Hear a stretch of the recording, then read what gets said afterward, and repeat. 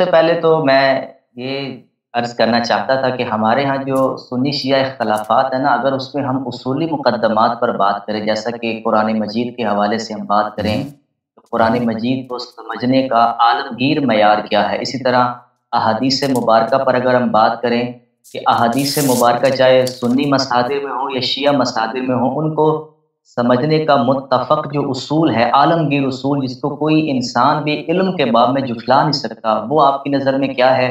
اور اسی طرح تاریخ پر اگر ہم آئیں تو جو تاریخی حقائق ہیں جس کا کوئی ناسبی بھی انکار نہیں کرتا، تو وہ آپ کی نظر میں آپ کیا سمجھتے ہیں؟ قرآن مجید کو اگر ہم فصل و فال لیں تو قرآن کو سمجھنے کا معیار کیا ہے آپ کے نظر؟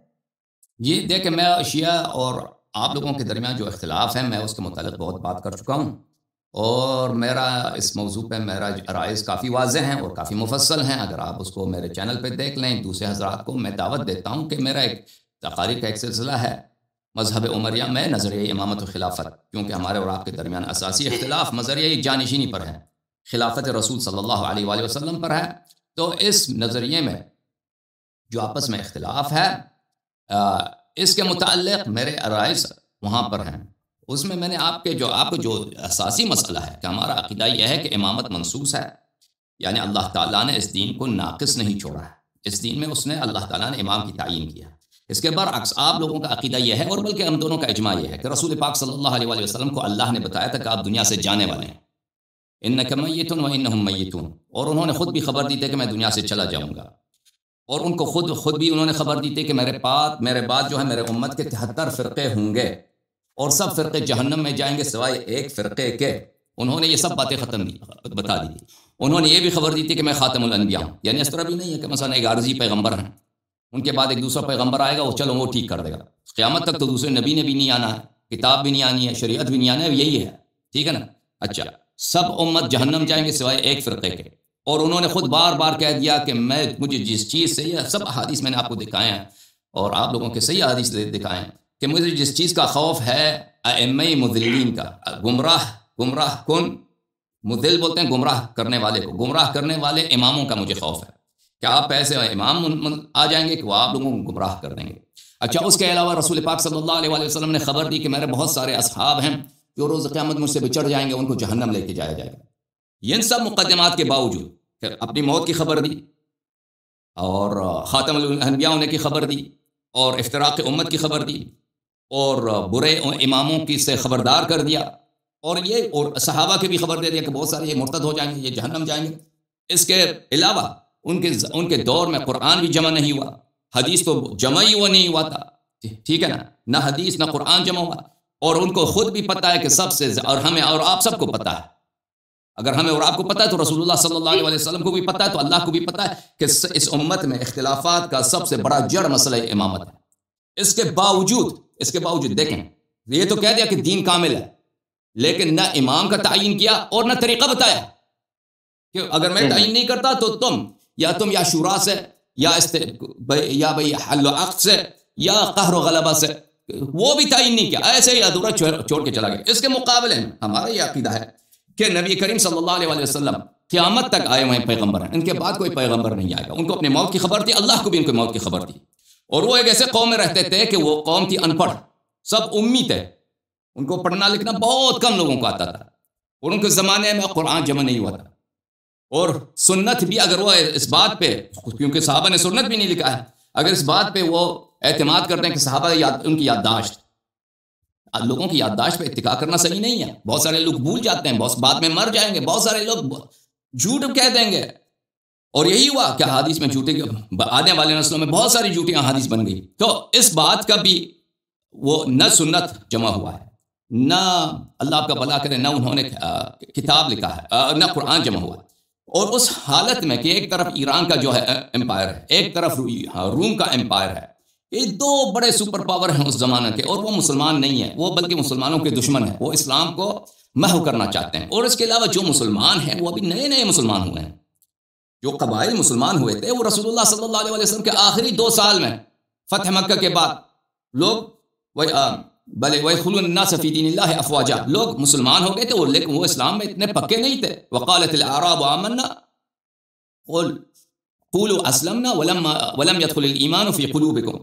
عرب کہتے ہیں، اعراب کہتے ہیں کہ ہم ایمان لائے ہیں، آپ کہتے ہیں کہ آپ مومن نہیں ہیں، آپ صرف اسلام لائے ہیں، ابھی ایمان آپ کے قلوب میں داخل نہیں ہوا، آپ کے دلوں میں داخل نہیں ہوا ہے. تو اکثر قبائل جو ہیں وہ ان کو پیسے دے کر، مؤتلفۃ القلوب تو آپ جانتے ہیں، ان کو ہدیہ دے کر، عطا دے کر، مال دنیا کی وجہ سے مسلمان ہوئے. تو اور منافقین کی بھی تو قرآن مجید میں بسم اللہ الرحمن الرحیم سورہ بقرہ سے شروع کریں، وہاں سے شروع ہوتا ہے منافقین کی کہانی آخر قرآن تک، منافقین سے شکایت، منافقین سے شکایت. تو جو پرانے بھی مسلمان ہیں ان میں منافقین ہیں. ویسے تو مسلمان تو بہت ہیں تعداد میں آخر میں، یعنی نبی کریم صلی اللہ علیہ وسلم کے آخر حیات میں سنہ 11 ہجری میں یا سنہ 10 ہجری کے اواخر 11 ہجری کے ابتدا میں مسلمان تو بہت ہیں، لیکن اکثر ایسے مسلمان ہیں جو نئے مسلمان ہوئے ہیں، ان کو اسلام کا اتنا پتہ نہیں ہے. جو پرانے مسلمان ہیں ان میں منافقین ہیں، ٹھیک ہے نا، اور باہر سے بھی دشمنوں کا گھیراؤ. اس حالت میں کہ نہ قرآن جمع ہے نہ سنت جمع ہے، تو آگے والے نسلوں کے لیے اسلام کو کیسے پہنچایا جانا ہے؟ اور اس کے علاوہ دین بھی کامل ہے، اور یہ دین بھی ایسی دین نہیں ہے کہ ناقص ہے، جوک ہے بھائی کہ دین ناقص، دین بھی کامل، اس میں سب احکام موجود ہیں. اور سب سے بڑا اختلافی اس مسئلہ بھی اس میں ہوگا مسئلہ امامت. اور اگر نبی کریم صلی اللہ علیہ وسلم کے بعد ایسا شخص جو ان کے علم کا حامل ہوں، جو ان کے معارف کا حامل ہوں، جو قرآن کے وحی کا خزانہ ہو، تو ایسے شخص کو اپنے لیے اگر وہ نصب کرتا ہے تا روز قیامت تو یہ دین بچ جاتا ہے، اور یہ اس دین میں انحراف نہیں آتا، کیونکہ وہ بالکل نبی کریم صلی اللہ علیہ وسلم جیسا ہے، وہ عصمت میں، علم میں بالکل انہی جیسا ہے. ان کو وہی طرح جس طرح اللہ تعالیٰ کی جانب سے نبی کریم صلی اللہ علیہ وسلم کو ہر مسئلے کا علم حاصل ہے، امام معصوم کو نبی کریم صلی اللہ علیہ وسلم کی تعلیم سے، ان کی میراث سے ہر چیز کا علم حاصل ہے. اس کے علاوہ وہ معصوم بھی ہے. تو نبی کریم صلی اللہ علیہ وسلم نے اپنے بعد نصب کیا ہے، اور یہ نصب اور یہ امامت کا سلسلہ وہ نص کے ذریعے اس زمانے سے شروع ہے. تو فرق جو ہے، اساسی فرق میرے عزیزو یہ ہے کہ ایک مذہب کہتا ہے ایک بات جو بالکل عقل میں آنے والی بات نہیں ہے. خود آپ کے ائمہ میں نے آپ کے احادیث دکھائیں کہ عدم استخلاف ایک قبیح امر ہے، اور استخلاف کرنا واجب ہے، استخلاف نہ کرنا امت سے غداری ہے. اس کے برعکس ہم استخلاف کے قائل ہیں، اور یہ اس کو اگر آپ سمجھیں تو اس کے بعد باقی سارے مسائل آسان ہو جاتے ہیں. جہاں تک آپ کا تعلق ہے قرآن مجید اور حدیث کے متعلق کہ دونوں فریقین کے لیے کون کیا حجت ہیں، تو قرآن مجید پہ تو اجماع ہے دونوں فریق کا کہ یہ اللہ کا کلام ہے اور اس کا کوئی منکر نہیں ہے. کوئی ایسا فرقہ مسلمانوں میں ہو، شیعہ یا غیر شیعہ، کہ قرآن کی ایک آیت کی بھی وہ رد کریں کہ بھئی یہ قرآن نہیں ہے، اس کو نہیں مانتے. اگر کوئی کر دے تو وہ کافر ہوتا ہے، اس میں اجماع ہے، اس میں تو کوئی فرق نہیں. لیکن قرآن یہ ہے کہ قرآنی آیات میں اکثر اس طرح ہے کہ اس کے تفسیر میں بڑا اختلاف ہے، کیونکہ قرآنی آیات کی اللہ تعالیٰ نے ایسے الفاظ کہیں کہ وہ ہر فرقہ اپنی مرضی سے، وہ اپنے عقیدے کے مطابق اس کو موڑ کے اس کی تفسیر تعویل کرتے ہیں، وہ کہتے ہیں اس کے معنی یہ ہے. لیکن قرآن کے الفاظ سب حجت مانتے ہیں.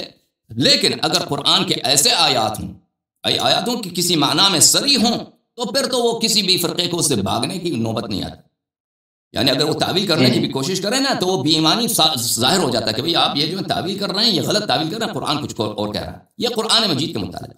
احادیث کے متعلق آپ کی خدمت میں عرض یہ ہے میرے بھائی کہ حدیث شریف وہ دونوں فریقوں کے لیے، وہ احادیث جو دونوں فریق نے بالاجماع نقل کیا ہے، ٹھیک ہے نا، اور اس کے رجال معروف ہیں، مشہور ہیں، ثقات ہیں، وہ احادیث دونوں فرقوں کے لیے حجت ہیں. یا کوئی ایسی حدیث ہو کہ مثلا اس کے رجال اگر اتنے معروف بھی نہیں ہیں، لیکن وہ احادیث قرآن مجید سے اس کی صدق کی دلیل ملتی ہے. قرآن مجید اس شہادت دیتی ہے کہ یہ حدیث صحیح ہے، ٹھیک، کیونکہ قرآن کو تو دونوں مانتے ہیں. تو قرآن ایک ایسا میزان ہے، ایک ایسا چراغ ہے کہ اگر اس کی وجہ سے کوئی شہادت ملے کہ فلانا حدیث صحیح ہے تو پھر وہ تو ماننا پڑے گا. اس کے علاوہ جو ہے، اس کے علاوہ احادیث میں اختلاف ہے کہ ہر فرقے کے نزدیک کچھ احادیث صحیح ہیں، کچھ احادیث غلط ہیں، اور آپس میں اختلاف کرتے ہیں کہ کن کے احادیث، ہم آپ کے احادیث نہیں مانتے، آپ ہمارے احادیث نہیں مانتے. تو یہ بالاختصار آپ کی خدمت میں آرائز پیش ہیں. آپ بسم اللہ کریں. جی، میں اس میں عرض یہ کرنا چاہ رہا تھا کہ جیسے قرآن مجید پر تو اتفاق ہے کہ یہ اللہ کا کلام ہے، لیکن سوال یہ ہے کہ قرآن مجید کی کسی آیت کی تعبیر میں اگر سنی مفسر یا شیعہ مفسر میں اختلاف ہو جاتا ہے تشریح میں، تو اس اختلاف کو اگر تو ظنیات میں اختلاف ہے وہ تو اتنا بڑا مسئلہ نہیں، لیکن جیسے آپ نے کہا کہ امامت ایک اصولی مقدمہ ہے دین کا، سنی اس درجے میں ائمہ اہل بیت اطہار کی امامت کو نہیں مانتے. اس کو تو چلے ہم اس بات میں بعد میں ڈسکس کریں گے، لیکن عقیدہ امامت کو اگر ہم قرآن سے بھی ریلیٹ کریں تو وہ کون سے معیارات، مثال کے طور پر ہم لفظ کو دیکھیں گے، عربی گرامر کو دیکھیں گے، لفظ کے جو معروف معنی ہیں ان کو دیکھیں گے، یا جیسے آپ نے کہا کہ ہر بندہ لغت میں جا کر اپنے حساب کا معنی کر رہا ہے، تو قرآن کی کوئی ایک تعبیر ایسی ہونی چاہیے نا کہ وہ اپنے اصولی مقدمے کو بغیر کسی ابہام کے بیان کرے. اس میں سنی شیعہ کی تفسیر میں جانے کی بھی ضرورت نہیں ہے، قل هو اللہ احد کی طرح وہ بالکل واضح ہے. میں یہ کہنا چاہ رہا تھا کہ قرآن اس طرح سمجھیں گے، آپ کے ہاں وہ اصول کیسے اپلائی ہوگا کہ اگر کوئی امامت کو ہی دیکھنا چاہے قرآن میں دیکھیں تو اس میں اختلاف نہ ہونا کہ امامت کے متعلق آپ خدمت میں عرض کریں کہ اگر آپ لوگ اپنی پوزیشن کو، آپ لوگوں کے فرقے کی جو پوزیشن ہے، اب قرآن کو ایک دفعہ چھوڑتے ہیں، حدیث کو ایک دفعہ چھوڑتے ہیں، آپ لوگوں کی جو پوزیشن ہے اس کو ایک دفعہ آپ سوچیں کہ وہ آپ لوگ کہہ کیا رہے ہیں. دیکھیں کہ نبی کریم صلی اللہ علیہ وسلم دنیا سے گئے، کسی پہ نص نہیں کیا ہے اور نہ طریقہ بتایا کہ میرے پاس امام، اور سب سے اختلافی مسئلہ یہی ہے، اور پھر آپ لوگ ادعا کرتے ہیں کہ اس مسئلے پہ نص نہیں ہے. ٹھیک ہے نا؟ یا تو اللہ نہیں ہے، نبی کریم صلی اللہ علیہ وسلم نہایت ہی بے پرواہ آدمی تھے، نستجیل باللہ، جو اتنا اہم مسئلہ ان کے حیات میں ہی اختلاف شروع ہوا تھا، مسئلے حدیث قرطاس آپ کو پتہ ہے. اچھا اگر اس کو چلیں آپ نہیں مانتے حدیث قرطاس کو، ان کے وفات کے بعد تو مانتے ہیں نا، ان کے وفات کے بعد مانتے ہیں کہ اختلاف ہے امامت. میں ایک قرطاس کا انکار نہیں کر رہا، میں اسی پہ آنا چاہ رہا تھا کہ سوال یہ ہے کہ تاریخ میں ہمیں بہت سے ایسے واقعات ملتے ہیں جسے مختلف مورخین نے نقل کیا ہے. تو اگر ہم تاریخ میں کسی اصولی مقدمے کو ڈسکس کرنا چاہتے ہیں، جیسا کہ آپ لے لیں کہ آپ اہل سنت جن کو خلفاء مانتے ہیں، آپ ان کو اس درجے میں خلفاء نہیں مانتے، لیکن ان کی حکومت کو تو آپ مانتے ہیں. ایک تاریخی حقیقت ہے کہ اس کو آپ فرضی کردار مانتے ہیں، یہ ایک تاریخی حقیقت ہے. میں اس درجے میں بات کر رہا ہوں. میں آپ کے سوال کا جواب دیتا ہوں، میں اپنے پہلے جواب کو تکمیل کروں نا.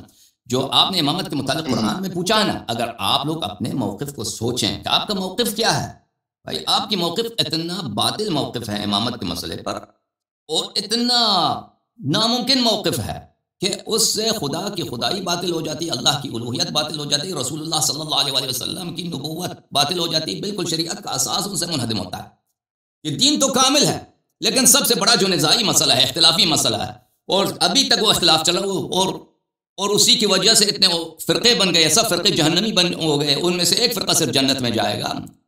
قرآن بھی جمع نہیں کی، سنت بھی جمع نہیں کی، اور اس کے علاوہ اپنے بعد ایسے شخص کو بھی نہیں چھوڑا جو قرآن کا حافظ ہو، جو سنت کا حافظ ہو، جو قرآن اور سنت کو لوگوں کو سکھائے، اپلائی کرے. کچھ بھی نہیں کیا، دنیا سے چلے گئے، امت کو ایسے ہی چھوڑ دیا.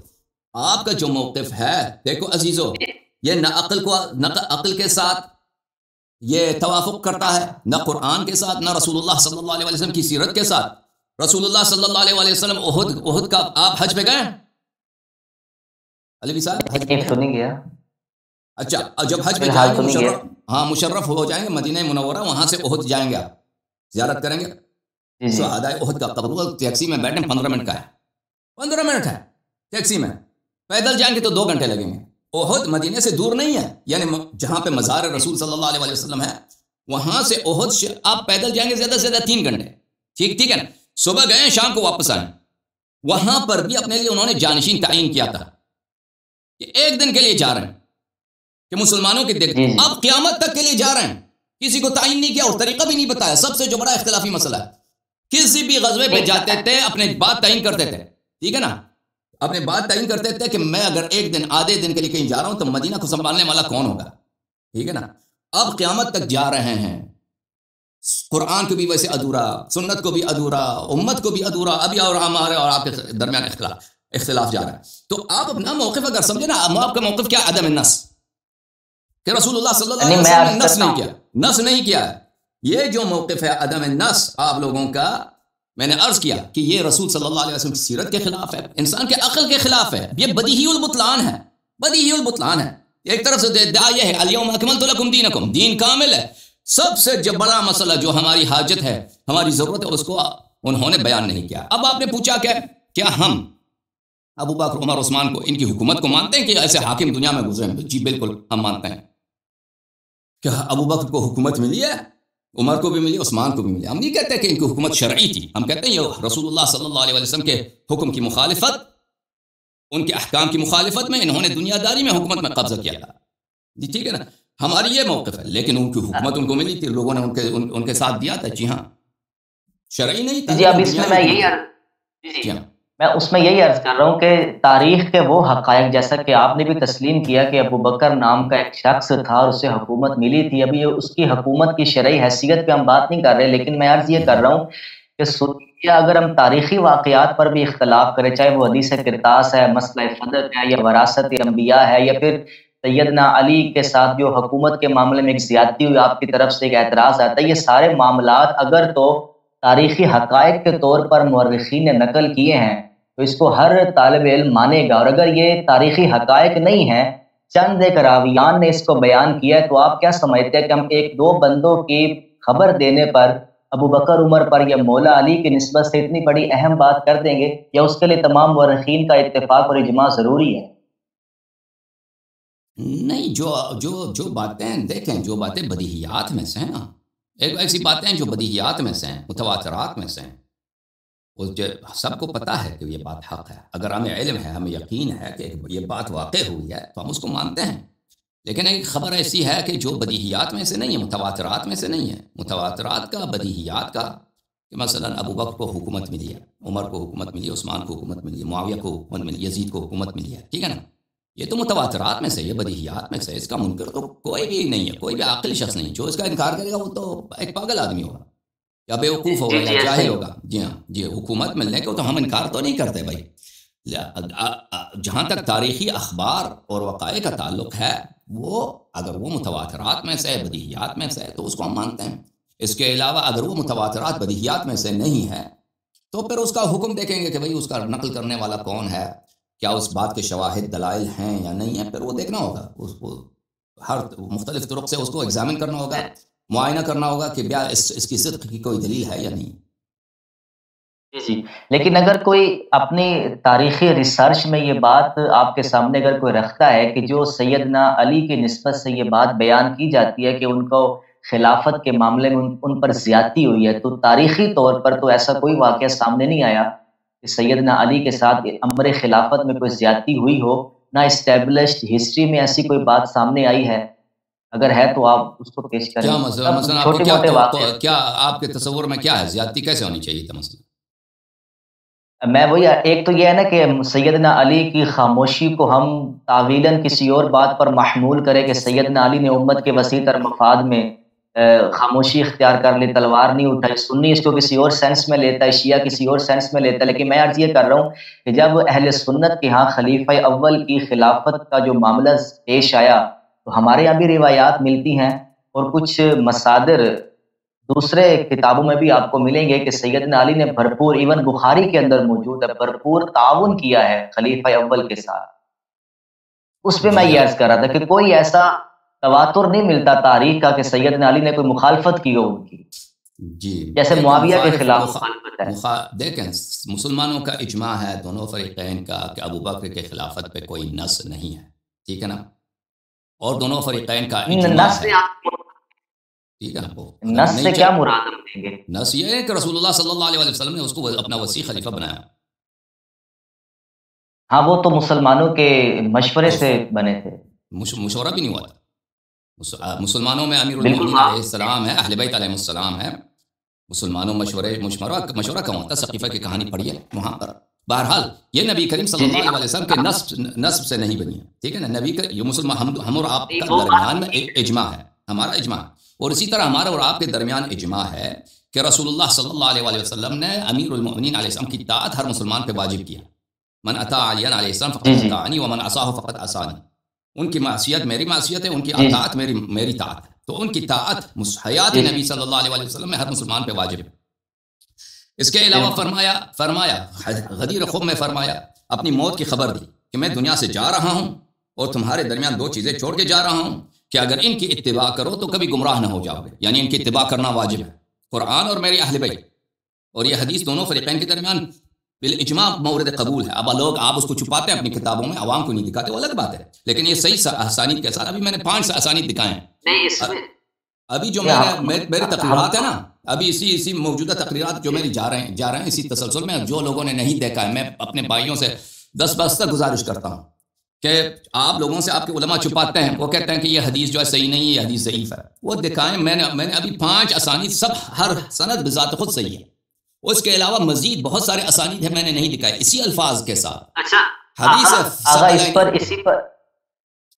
اسی پر میں عرض یہ کر رہا تھا، جیسے آپ نے عرض کیا نا کہ میں یہی کہ قرآن مجید کی صحت پر کسی مسلمان کو اختلاف نہیں ہے، لیکن اس طرح کی روایتوں پر اگر کوئی سرے سے انکار بھی کر دے تو اسے ہم صحابہ کا یا اہل بیت کا گستاخ کیسے کہہ سکتے ہیں؟ اس سے اصولی مقدمہ ڈسکس کریں گے نا، یعنی کہ یہ تو نہیں ہے کہ رسول اللہ اپنے دین کو لوگوں پر چھوڑ کے چلے جائیں گے تم آگے بیان کرتے رہو، آپ تو تواتر کے ساتھ ایک بات بتائیں گے نا۔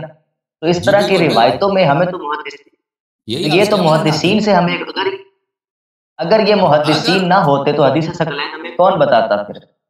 تو یہ ہم نے نقل ہوا ہے نا رسول پاک صلی اللہ علیہ وآلہ وسلم سے، ہم نے شروع سے کہہ دیا کہ احادیث میں دونوں فریقین میں اختلاف ہے، قرآن مجید پہ دونوں کا اجماع ہے۔ اس کے علاوہ وہ احادیث جن کے رجال دونوں فریقین کے نزدیک وہ ثقات ہیں، اور وہ احادیث جو دونوں فریقین نے نقل کی ہے، ٹھیک ہے نا، مشہور معروف محدثین نے نقل کی ہے اور صحیح اسانید کے ساتھ نقل کی ہے، یہ دونوں فریقین پہ حجت ہیں، ٹھیک ہے نا۔ یہ تو میں نے شروع سے کہہ دیا، اگر آپ کو اس بات پہ اختلاف ہے تو کہہ دیجئے۔ عرض یہ ہے کہ وہ احادیث جو سب دونوں فریقین نے نقل کی ہیں، اور مشہور معروف محدثین جو اپنے ضبط میں اپنے علم میں معروف مشہور ہیں، انہوں نے نقل کی ہے اور بڑے علماء نے اس کی تصحیح کی ہے، ٹھیک ہے نا، تو یہ دونوں فریقین کے لیے حجت ہے۔ حدیث ثقلین اسی الفاظ کے ساتھ کہ ان کی اتباع کرو، اگر اتباع نہ کرو گے تو گمراہ ہو جاؤ گے، اور اگر اتباع کرو گے گمراہ نہ ہو جاؤ گے، یہ بالتواتر ثابت ہے۔ اب آپ کو نہیں معلوم کیونکہ آپ کے علماء آپ سے چھپاتے ہیں، آپ کے بڑے آپ سے چھپاتے ہیں، وہ میری تقصیر نہیں، میرا قصور نہیں ہے۔ آپ میں نے ابھی تک صرف 5 صحیح اسانید کے ساتھ دکھایا، کتاب سفیان بن جوان، یعقوب بن سفیان ابن جوان الفسوی، المعرفۃ والتاریخ، انصاب الاشراف بلادھری، صحیح سند۔ اس کے علاوہ اللہ آپ کا بھلا کرے مسند ابن راہوی، اسحاق ابن راہوی سے صحیح سند کے ساتھ۔ اس کے علاوہ اللہ آپ کا بھلا کرے حافظ ابو الحسن دارقطنی کے 2 اسانید ہیں، یہ 5 اسانید آپ کی خدمت میں پیش کر چکے ہیں، لیکن ابھی میرا وہ سلسلہ جاری ہے، میں مزید اسانید آپ کو دکھاؤں گا۔ اس کو یوں کر لیں، ٹھیک ہے نا، تو اس کو آگا یوں کر لیں کہ میں سمجھ گیا، اس کو یوں کر لیں کہ جو آپ نے حدیث ثقلین کی بات کی، میں نے خود اس پر لیکچر دیا ہے کہ حدیث ثقلین کو جو ناسبی نہیں مانتے، میں نے خود اس کے تائید میں دلائل دیے، لیکن میں عرض یہ کرنا چاہ رہا ہوں کہ حدیث ثقلین کو تو سنی بھی مانتے، شیعہ بھی مانتے، لیکن حدیث ثقلین کی تعبیر میں اختلاف ہے۔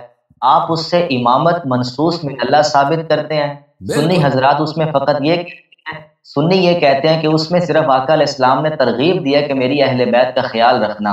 اب اس میں تعبیر کا کچھ اختلاف آ گیا، تو میں عرض یہ کرنا چاہ رہا ہوں اس طرح کی جو روایتیں ہیں یہ متواتر ہیں یا ابھی مجھے بات کرنا ہے حدیث ثقلین ان الفاظ کے ساتھ، پھر عرض کر رہا ہوں ان الفاظ کے ساتھ کہ میں تمہارے درمیان 2 بہت عظیم چیزیں چھوڑ کے جا رہا ہوں کہ اگر ان کی اتباع کرتے رہو گے گمراہ نہ ہو جاؤ گے، قرآن اور میری اہل بیت میری عطرت۔ ان الفاظ کے ساتھ یہ حدیث متواتر ہے، ٹھیک ہے نا، خیال رکھو گے وہ زیادت الثقات ہے، خیال رکھو گے وہ بھی درست ہے اہل بیت۔ ہاں اب میں نے عرض کیا نا متواتر پھر کیسے بنے گی؟ متواتر نہیں بنتی نا۔ ابھی آپ اجازت دیں میں بات کروں پھر وہ پتہ چلے۔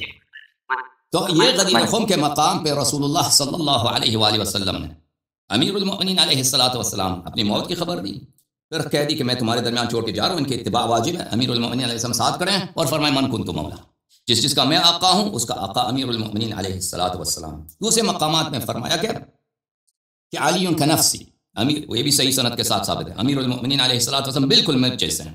دوسرے مقام پہ فرمایا کہ انت منی بمنزلت ہارون من موسیٰ الا انہ لا نبی بعد، کہ آپ کی وہی منزلت ہے مجھ سے جو ہارون کو موسیٰ سے تھا، اور ہارون کو بنی اسرائیل میں حق اطاعت تھی، حق ایمان تھا، جس طرح حضرت موسیٰ علیہ السلام کی طاعت واجب تھی اسی طرح حضرت ہارون علیہ السلام کی طاعت واجب تھی۔ فرمایا انت منی بمنزلت ہارون، یا نبی کریم صلی اللہ علیہ وسلم کو عربی نہیں آتی، الفاظ نہیں آتے، ہارون و موسیٰ کا رشتہ ان کو نہیں معلوم کہ ان کے شریعت موسیٰ میں ہارون کا کیا مقام ہے، یہ نہیں آتا، یا ان کو پتہ ہے، ٹھیک ہے نا۔ جب ان نصوص کے ساتھ اجازت ہے، منزلت وہی ہے بھائی، ہارون پہلے وفات ہو گیا، منزلت تو وہی ہے نا، نبی کریم صلی اللہ علیہ وسلم تو وہی ہے، تو نہیں فرمایا کہ منزلت کی بات کہ منزلت ہارون قرآن میں موسیٰ علیہ السلام کا جانشین اخلفنی فی قومی، اس کے علاوہ نہ صرف خلیفہ ہے، نہ صرف خلیفہ شریک ہے، واشرکہ فی امری، ان کی زندگی میں خلیفہ تھے نا، بعد میں تو نہیں۔ اگر زندہ ہوتے تو خلیفہ ہوتے نا، اگر زندہ رہتے زندگی میں بھی خلیفہ ہے، اگر تو ٹھیک ہے فوت ہو گئے، اگر زندہ رہتے ان کے حیات میں حق اطاعت ہے یا نہیں ہارون علیہ السلام کو قوم پر؟ شریک ہے موسیٰ علیہ السلام کے؟ ختم بات. اگر زندہ رہتے، اگر شریک ہیں، حق اطاعت حق ایمان ہے، تو موت کے بعد یہ ختم نہیں ہو جاتی کیا اگر موسیٰ علیہ السلام، اگر اجازت ہے مجھے بات کرنے کی، مجھے میری بات نہ کاٹیں، جب میری بات ختم ہو تو پھر آپ بولیں.